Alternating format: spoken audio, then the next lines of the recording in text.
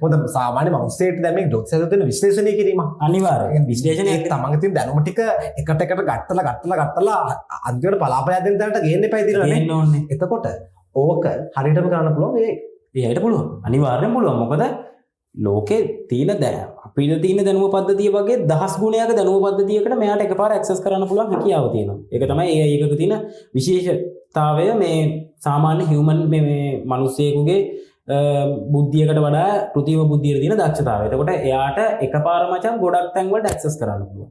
එතකොට ඒකත් එක්ක වෙන දේ තමයි මේකේ දෙන සර්විස් එක වැඩි වෙනවා සහ කාරණා ඇත්තනේ.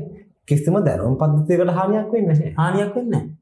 ජෝතිෂය තව වැඩි වෙන්නේ දිනු වෙයි. අනිවාර්යෙන් දිනු වෙනවා. ජෝතිෂ පට්ට විදියට දිනු වෙනවා.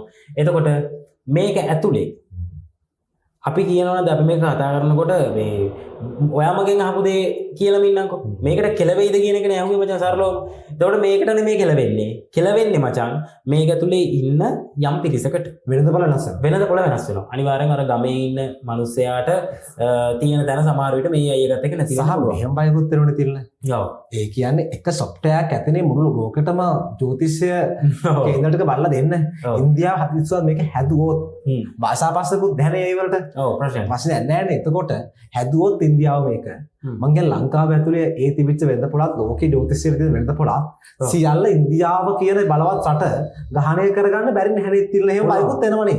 ඉන්දියාව ගත්තාම මේ ගොඩක් ජ්‍යොතිෂය සහ AI කියන දෙක සෑහෙන්න මේ දෙකම තියෙන හොඳට තියෙන රටක්නේ. එතකොට එයාලා මේ දෙක එකතු කරලා එකතු කරපු ගමන් වෙන්නේ මචං ගෝලීය වෙළඳපොළක් මේකට හැදෙනවා. එතකොට ලංකාවේ මිනිස්සුත් සමහර විට ඉන්දියාවේ AI tool එකකින් තමගේ කේන්දරේ බලා ගන්න තැනට එන්න පුළුවන්. එහෙමනේ. ඔව් කේන්දරේ හදාන්න පාවිච්චි කරන්නේ මම දන්න විදිහට ගොඩක් ජ්‍යොතිෂයේදී ඉන්දියාවේ ඇප් එකක්. එතකොට දැන් මම බලන්න ජ්‍යොතිෂයේදී එහෙම කතාවක් කිව්වා. ඔව්. මම ඔයාලට කිව්වා. එයා කියනවා මල්ලි අසාන් ඇප් එක හරියට කියනවා නම් අයද අපි හදනවා ඔයාලට ඇප් එක සුවයක් දැම්මා. මම කෙලිම මේකනේ.